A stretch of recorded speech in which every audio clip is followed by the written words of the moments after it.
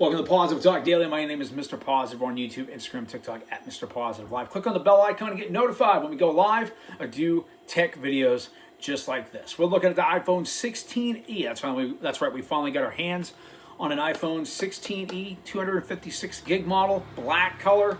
Overall, it's a pretty solid phone. What you get in the box is your standard iPhone 16e, which we have right here. You get this, and then you get you get your basic information in the phone, and you just get this wire. Pretty much it. You don't get a headphone. You don't get any headphone jack. You don't get headphones like they used to. Apple used to give us headphones. They used to give us a charging brick in the box. You just get the Type-C charger the Type-C wire that you can hook up to a laptop or computer, and then charge it that way. They expect everybody to have a charger lying around the house, so that's why they don't bother for eco-friendly packaging. So far, the iPhone 16e, this phone's been getting a lot of negative press over the last few months since it's been out. What you're getting with this phone is a OLED display, 800 nits of brightness, and a lot of people were like, well, should I buy the iPhone 16e or should I go with an iPhone 15? Basically what you're getting with this is the A18 chip. They take out one core. They give you still the A18 Bionic, the A18 chip without one core. So instead of the 5 cores, you get a 4-core GPU. It's still a very capable phone. You can still game on this phone. It's still giving you the same chipset that's found on the iPhone 16 Standard Edition, but you're getting the one camera. The downfall is that 148 megapixel camera. Now, all the other iPhone SE models had just one camera.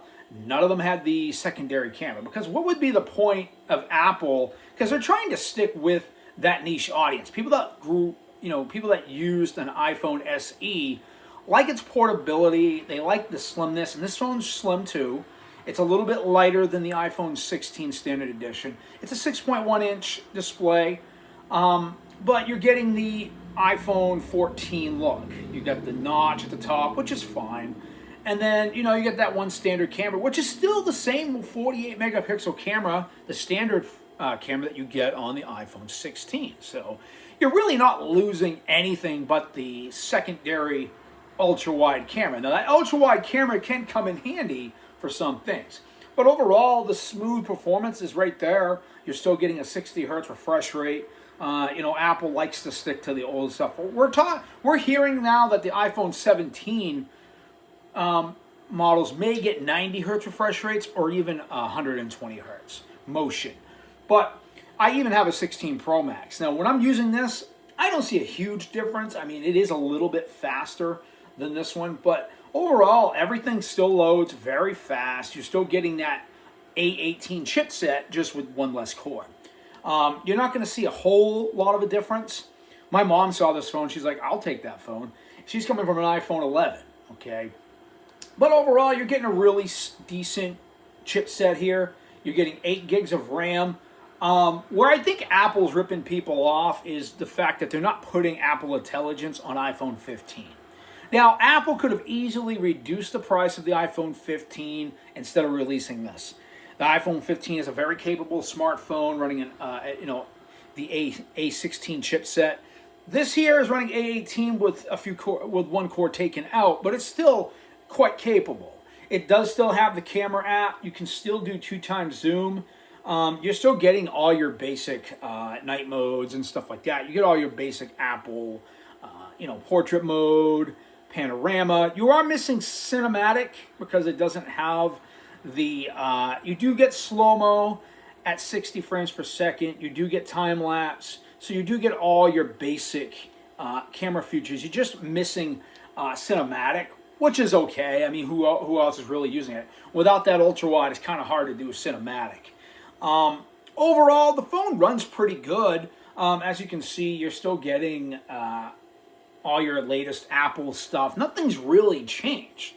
You may be missing the Dynamic Island, but who really uses Dynamic Island? I'm sure a lot of people do use Dynamic Island, but there's a lot of people I know who don't really care. People that are buying this phone are probably going to be people that are older, someone who's an elderly person. Maybe they're coming from an older iPhone SE. If you're coming from like an iPhone SE 2020, this is a a welcome upgrade. So anybody putting this phone down needs to shut the fuck up. This is a pretty solid phone. Think about the people that have smaller hands, that don't give a crap about an iPhone 16 Pro Max or the iPhone 15.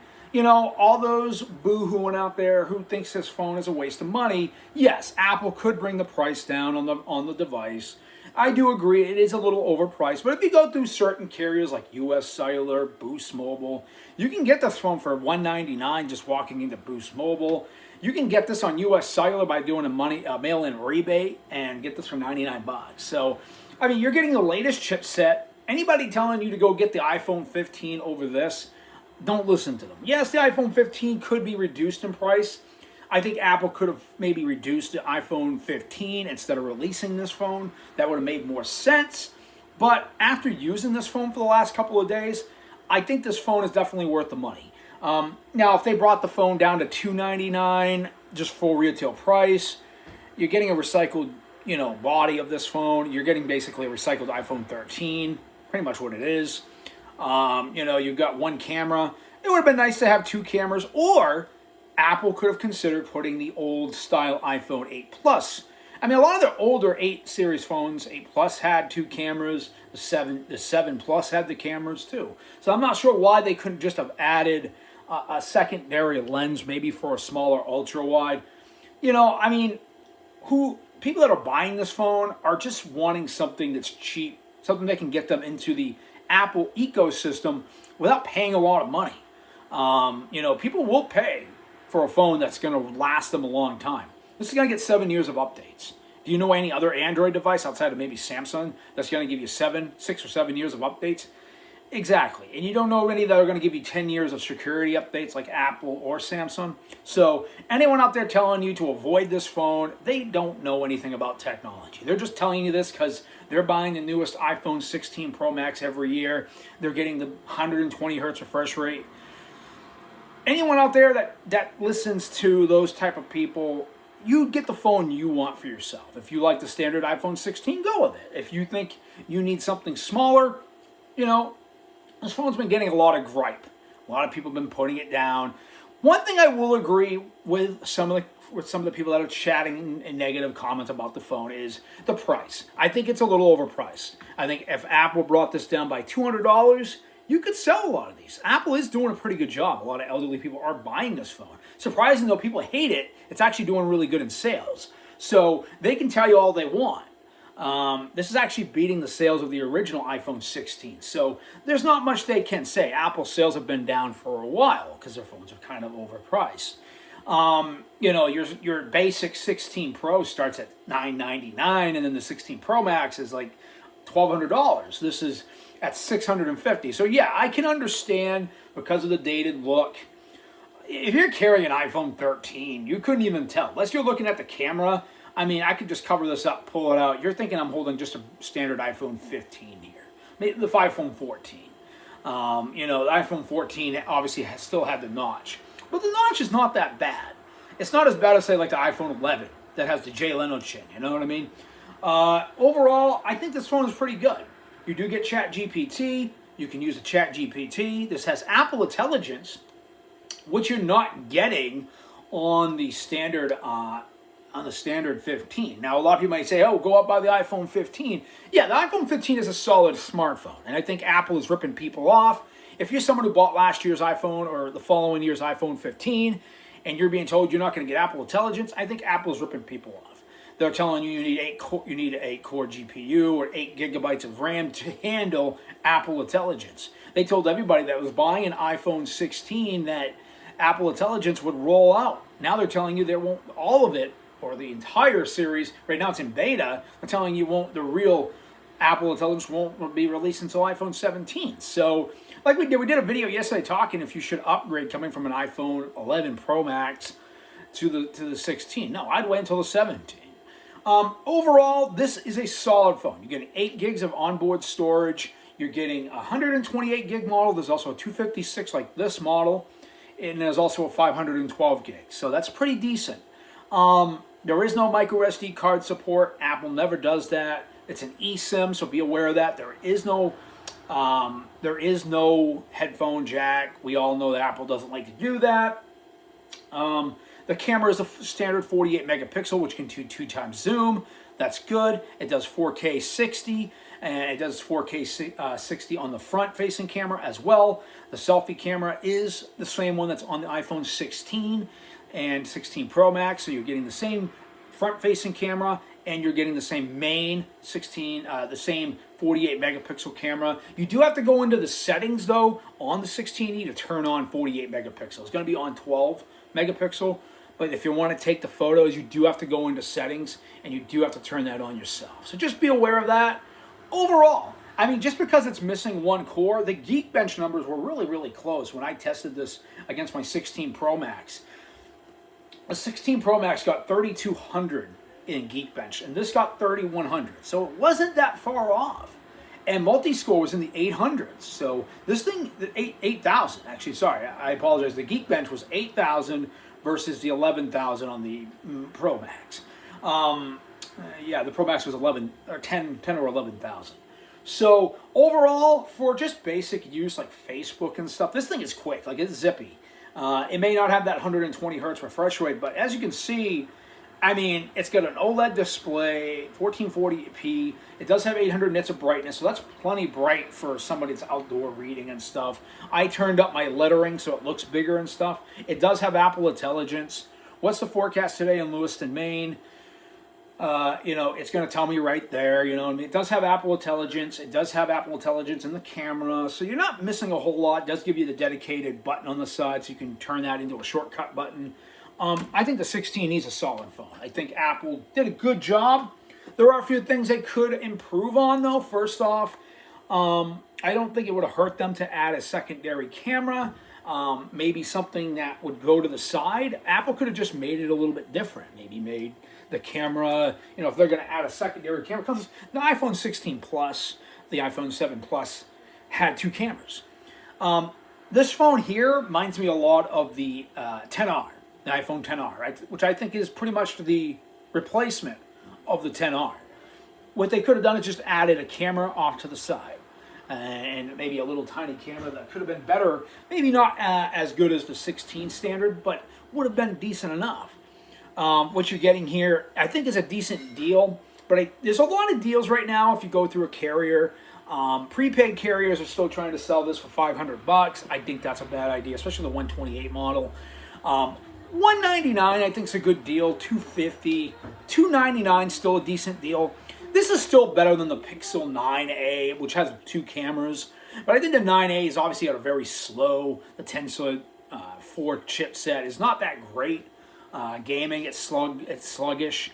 It is small like this, but I would rather take this with the A18 chip versus the Google Tensor chip. It does have two cameras. That's the only benefit it has. Overall, you're getting a pretty good phone here. If you're looking to upgrade from, say, an SE third generation, or an SE2, this is definitely worth the update. Yes, you're only getting one camera like the other two, but remember, this is the SE4. This is basically what the iPhone SE4 would be. You're getting a A18 chipset, same thing that's in the iPhone 16 Standard Edition and the Pro Max. You do get the 18 Pro chip with like 2 extra cores, but they still run roughly the same. The Geekbench numbers were only about 50%, maybe 10% higher. It wasn't even that much difference. Multitasking is where you're going to see a difference. You're getting that 6.1-inch OLED display, 800 nits of brightness, stereo speakers. It's a good phone. I get the black color. The other negative is it only comes in two colors, white and black. But I think Apple knows that this phone is only going to be for, a selective type of few. It's going to be for someone who is on a budget. It's going to be someone who maybe has a kid. It's going to be for an elderly person, really. This phone is made for people with smaller hands.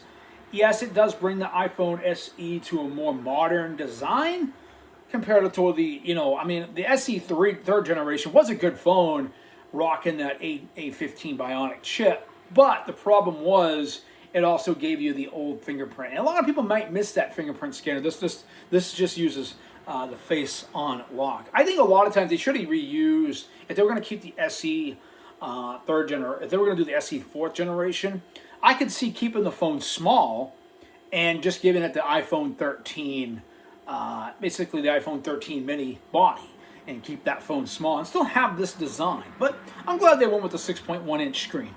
This is considered tiny even to today's standards. The camera does really good. It does 4K. The main camera on the front does 4K, which the SE third generation didn't do. You're getting a nice large battery. You get Apple's new C chip for it's Apple's C chip that's being replaced for the Snapdragon chipset they were using for cellular coverage, Qualcomm's chipset that they were using for cellular antenna. Now they replaced it with their own Apple C chip, which is, I guess, going to be a little bit more battery efficient and better for overall use. Apple also claims that this also gives you 26 hours or 27 hours of video playback and can last you almost 2 or 3 days of battery life. So it's one of the better Apple batteries, and it's got a 4,000 mAh battery. So that should be pretty interesting to see from an iPhone. For Mr. Positive Live, I'm Mr. Positive. The 16E does get a pass. I think it's a solid phone. We're still testing this. I'm going to use this as my 30-day smartphone, let you know how it went after 30 days of use.